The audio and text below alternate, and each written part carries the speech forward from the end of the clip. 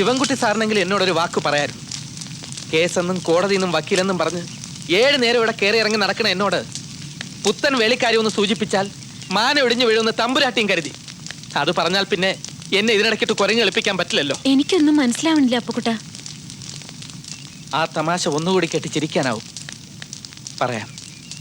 തമ്പുരാട്ടി എനിക്ക് മംഗലം കഴിക്കാൻ ഇഷ്ടമാണെന്ന് നേരിട്ട് പറയാനുള്ള മടി കൊണ്ട് ഞാൻ ശിവൻകുട്ടി സാറിനോട് പറഞ്ഞു. ആ കാര്യം തമ്പുരാട്ടിയോട് പറയാമെന്ന് സാർ എനിക്ക് വാക്കുണ്ട്. ഇഷ്ടമല്ലെങ്കിൽ അത് വെട്ടി തുറന്ന് എന്നോട് പറയാമായിരുന്നു. മുഖമടച്ചൊരാട്ട് തരാമായിരുന്നു. അതിന് പകരം നിങ്ങൾ രണ്ടുപേരും കൂടി എന്നെ ഒരു കോമാളിയാക്കി മാറ്റി. അടുത്ത കാലത്താണോ നിങ്ങൾ തമ്മിൽ മാറ്റക്കച്ചവടത്തിന്റെ വാക്കുറപ്പിച്ചത്? മാറ്റക്കച്ചവടം? പറയൂ, എന്നാണ് നിങ്ങൾ തമ്മിൽ ഇത് സംസാരിച്ചത്? കൃത്യമായിട്ട് പറഞ്ഞാൽ തിരുവാതിരയുടെ അന്ന്. അതിലും കൃത്യമായിട്ട് പറഞ്ഞാൽ തുലാമഴ പെയ്തു തുടങ്ങിയ ആ രാത്രിക്ക് ശേഷം. എന്തിനാ അപ്പക്കുട്ടനായി ഒളിക്കുന്നത്?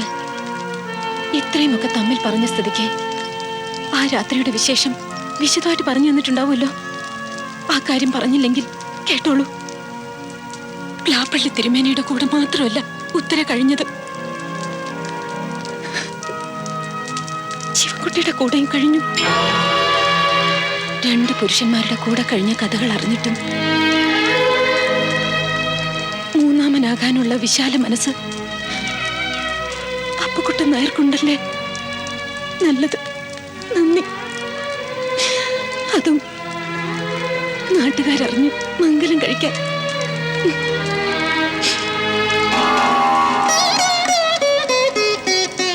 അനുഭവിച്ചു മതിയായിട്ട് ചൂണ്ടിക്കാണിച്ചു തരുന്ന, ആരുടെ മുമ്പിലും താലിക്ക് വേണ്ടി കഴുത്ത് നീട്ടിക്കൊടുക്കാൻ മാത്രം ഞാൻ അത് പതിച്ചിട്ടില്ലെന്ന് കൂട്ടുകാരനോട് പറഞ്ഞേക്കും. എന്നെ വേൾക്കാൻ കാണിക്കുന്ന അപ്പുക്കുട്ടന്റെ ഈ സന്മനസിന്റെ പിന്നിൽ എന്താണാവും? അനുജത്തി രാധയെ കൂട്ടുകാരന് മംഗലം കഴിക്കാൻ തടസ്സം ഒഴിവാക്കി കൊടുക്കാനാണോ? അതോ ഇനിയും ഒരു പുതിയ ഊഴക്കാരൻ വരുന്നത് വരെ നിങ്ങൾക്കും കൂടെ കഴിയാന്ന് കരുതി? എല്ലാവരെയും കാണുന്ന കണ്ണുകൊണ്ട് അപ്പുക്കുട്ടൻ നായരെ കാണരുത്. മറന്നു കാണും. ലാപ്പള്ളിയില്ലത്തെ ചാവാറായ കിഴവന്റെ മുറിയിൽ നിന്നും പാതിര കഴിഞ്ഞ് കരഞ്ഞുകൊണ്ട് ഇറങ്ങി വരുന്ന നിങ്ങളെ ഇടനാഴിയിലും വാതിൽപ്പടിയിലും വെച്ച് ഞാൻ കണ്ടുമുട്ടിയിട്ടുണ്ട്. ആണും പെണ്ണും കെട്ട കിഴവൻ നമ്പൂരിയോടൊപ്പം വീർപ്പ് മൂട്ടി കഴിഞ്ഞിരുന്ന നിങ്ങളുടെ ദേഹത്ത് അന്ന് ഞാനൊന്ന് തൊട്ടിരുന്നെങ്കിൽ നിങ്ങൾ എന്തിനും സമ്മതം മൂളിയത്. നിങ്ങളുടെ സ്വഭാവദൂഷ്യം കൊണ്ടൊന്നല്ല, അന്നത്തെ നിങ്ങളുടെ അവസ്ഥ അതായിരുന്നു. അന്ന് ഞാനൊന്നും ചെയ്യാഞ്ഞത് ആ തിരുമേനിയെ പോലെ കഴിവ് കെട്ടവനായതുകൊണ്ടല്ല. എന്റെ മനസ്സിൽ നിങ്ങൾക്കുള്ള സ്ഥാനം അതൊന്നുമായിരുന്നില്ല. അതാർക്കും മനസ്സിലാവില്ല. ആർക്കും.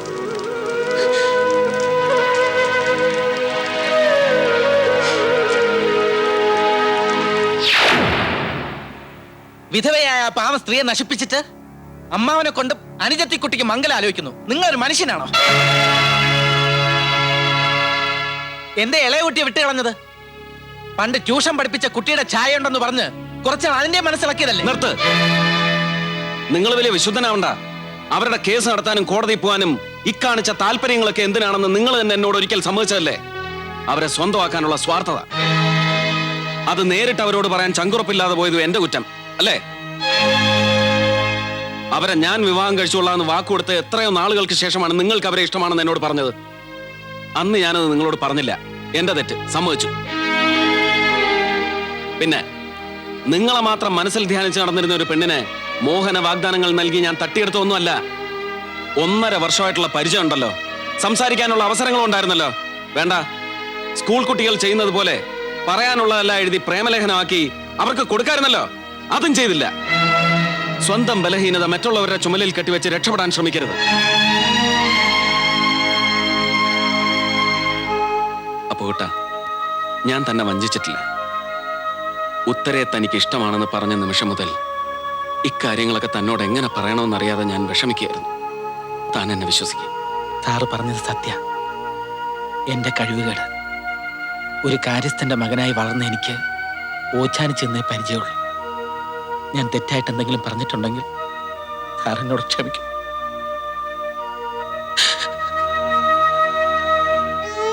മോളെ, അവരെ ആ വഴിക്ക് ചിന്തിച്ചപ്പോ അത് തിരുത്താനുള്ള സാമർഥ്യം എനിക്കില്ലാണ്ട് പോയി.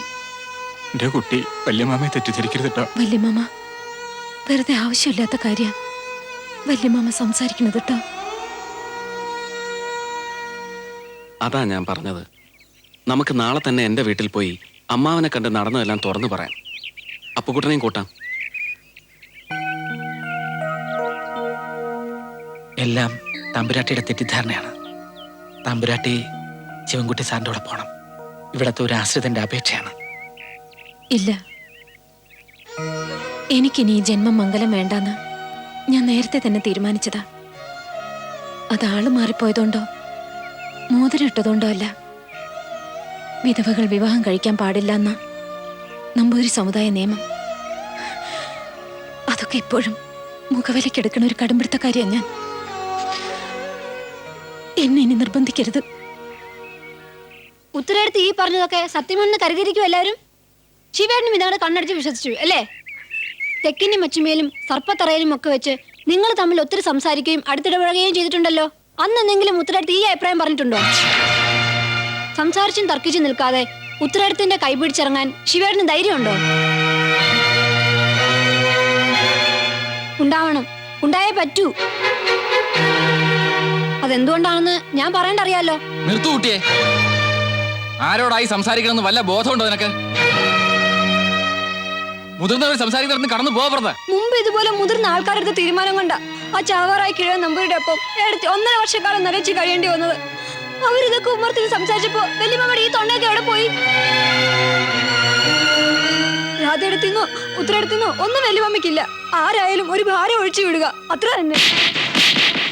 നിർത്തരസത്തെ, നിനക്കെന്താ ഇവിടെ കാര്യം? ഈ ഇല്ലത്തെ കാര്യങ്ങൾ തീരുമാനിക്കുന്ന വല്യമാമയാ. ന്യായം പറയാൻ നീ ആരാ? കടന്നു പോ. ശരിയാ, ഞാൻ ഓർത്തില്ല. ഞാൻ ആരാ?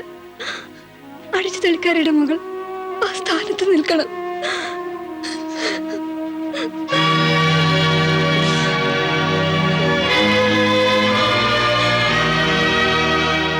ഒരു കാര്യം ഞാൻ പറയാം. ഇവിടെ നടന്നത് വല്ലോ രാധ അറിഞ്ഞാൽ പിന്നെ ഞാൻ ജീവനോടെ ഉണ്ടാവില്ല. സത്യം.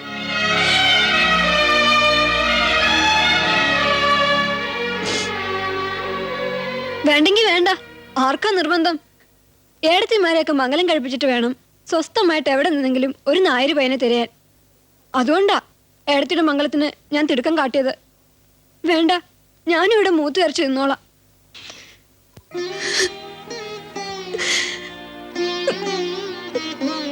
എന്റെ കുട്ടിയെ ഞാൻ അടിച്ചില്ല.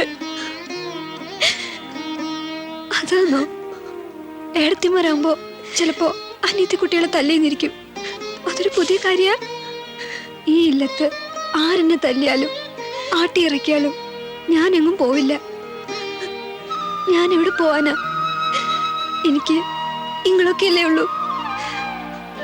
എവിടെയോ വെച്ച് പോലീസുകാരുടെ വെടികൊണ്ട് മരിച്ച ഞാൻ കണ്ടിട്ടില്ലാത്തൊരച്ഛൻ. ഓർമ്മ വെക്കുന്നതിന് മുമ്പ് ഭ്രാന്തി പിടിച്ച് മരിച്ചുപോയ ഒരു ഭ്രാന്തത്തെ തള്ള. അവരെന്നെ പ്രസവിച്ചു എന്നേ ഉള്ളൂ. എന്റെ മനസ്സിൽ എന്റെ അമ്മയുടെ സ്ഥാനം എന്റെ ഉത്തരേടത്തേക്ക.